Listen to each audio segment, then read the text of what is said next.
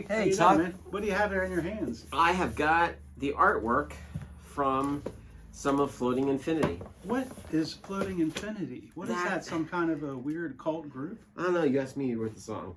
Thanks. No, today we're going to be talking about Nebula project, right? Yeah, Nebula. EP. Nebula Project was a 4-song chill EP that I had released. Yeah. Kind of a space theme, kind of a dreamy. Awesome release. If you have not listened to it yet or saw the video, make sure you do that and we'll give you the information on where to. Now. Yeah. Going back to the other video.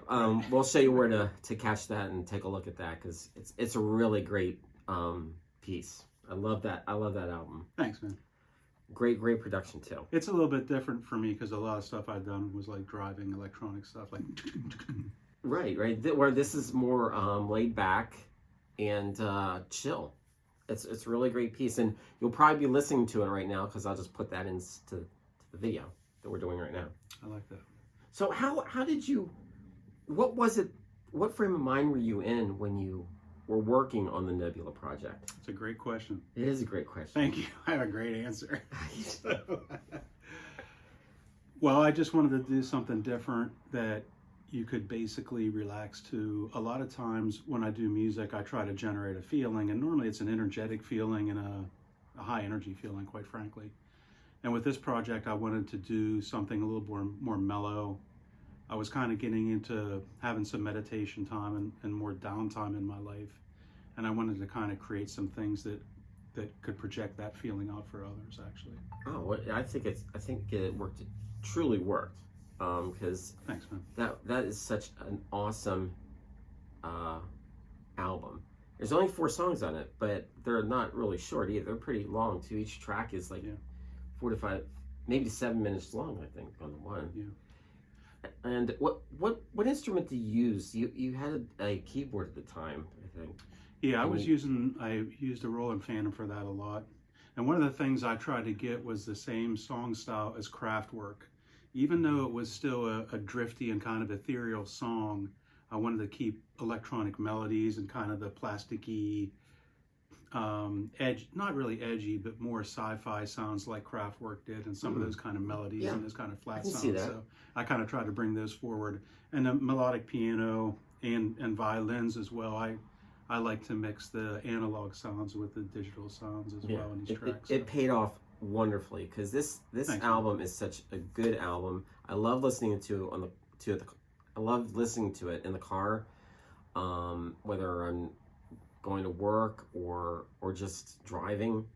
It is such a chill, and you don't even have to listen to it in the car. You can listen to, like he said, when you're like meditating or just want to feel chill. You're doing homework, cleaning the house. Yeah, whatever. anything. It's just a great piece. I love it. One of the things that surprised me really was the video that you made for it, and thanks. How you put that together with the old drawings that you had. Yeah, yes. It's pretty neat. And Bippi. And Bippi. And Bippi, the little alien guy that shows up in almost all of our videos. Yeah, we had Bippi. Well, you created Bippi back when we were doing HTML websites back in the day. Oh my gosh, yeah. Basically. It was like I think it was 97 is when we started working on websites. Wow. And back then, there Nobody wasn't paid us. much, and there wasn't much out there on the internet. So we did get some following, but sort of dropped off, I guess. I don't know. Maybe we'll cut this part. Yeah. But but yeah, we were working on a lot of different videos, and for some reason, when we started working together, we called ourselves Euro, which is URO, referring to, of course, European music, Euro music. Europop, right? Exactly. And I think it was just in promotion that I created this little alien guy. I think he was gray at the time. He might have been gray or blue, well, we made him green later on. But we had like a little him holding the Euro name, URO, like the logo. Right, the logo. Yeah. So we used that for a while, and then just forgot about it. And then when we were working on, I think it was Mothership is where we brought it back, right? Right. Yeah, we brought back Bippi as more of a fleshed out alien, so you could see what he would look like, rather than animated or cartoonish. Right. I mean, there is a cartoon of him in Mothership, and it's just a basic. There's nothing really standoutish about Bippi. He's just like an alien that anybody could really identify with. Yeah. But he does save humanity in the end by helping get the technology to the humans, and yeah, so he's a good alien. He takes down the hive mind. Right, from the dark ones, right. which are in the various videos as well. So I remember back in the day when we first met, you showed me a lot of your kind of comic book style drawings. And yeah. when we started seeing AI, I was like, I wonder what the AI could do with your original drawings. And I didn't even think of that. Bit, right? Yeah, I couldn't figure out where I had them because my wife and I and my daughter had moved about 4 years ago, and of course it was packed away somewhere, and I thought maybe I got rid of it accidentally, or if it somehow got lost. But I remember I had been looking at it and wanted to file it, but never got back to it. But I did find it like a couple weeks later, and actually I have one here. I put it in a book, but you can see that in fact we do have the aliens. This one specifically, the sort of a mushroom. That's the guy that guides in the control tower. Yeah. Right. So again, all these. Where's the backpack guy? There he is. The Proqueeb. Yeah, I even had names for these characters. So yeah, so when he told me about this one application and how you could work with it to animate things, which I had never thought. I don't know why I didn't think of it. He said, "Why don't you see if you can work with that with some of your drawings?" And it worked.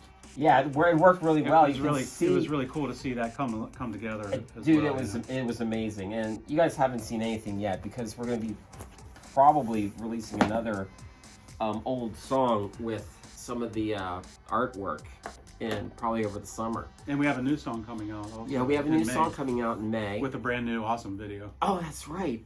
Don't forget that. That's right. Yeah, the new one is going to be really cool. Yeah. But anyways, it's exciting. With Bippi, I was trying to figure out what to do with it. What am I gonna put this in?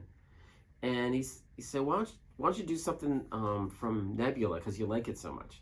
So I was like, okay. So I pulled out a Nebula song, and there's another video that I started that I didn't finish because he thought it didn't really work. It didn't work. He said it was a little bit too crazy with ships firing at each other and missiles attacking Bippi. So I said, do something a little bit lighter, I said. So I picked the song Floating Infinity because it has such a nice, relaxing, ambient feel to it. And I thought, well, that'd be a great one to send Bippi off. Yeah, he's floating back home, basically. Exactly. Through the galaxy, through the universe. And he stops by, he fuels up at one point. You gotta fuel up. Yeah, he's got to fuel up. But you'll see some of the different characters that I had created through AI based on my artwork designs in Floating Infinity. Yeah, I like the one where he visits to fuel up. I think it's very cool. You have good guys, you have bad guys, you have robots in there. Right, yeah. You can watch his journey as he flies home, and eventually he gets right back to his aquatic home. Yeah. And that was his actual city home is one of the drawings I have in here, and I'll probably post that so we can see what it really looks like. But yeah, most of Floating Infinity was done based on these designs. There's a few things there that I had AI generate for me, but most of it is based on original artwork from, oh my gosh, 30 years ago. Yeah, that's great. But it was a lot of fun doing Floating Infinity, and you got to listen to that song. It's a beautiful song. It really is. Yeah, if you go to umvrecords.com or YouTube at umv_records, and you can see the video there and check out some other stuff we got. Yeah. New stuff coming soon. Coming soon. Do it. We'll do what? See ya. See ya.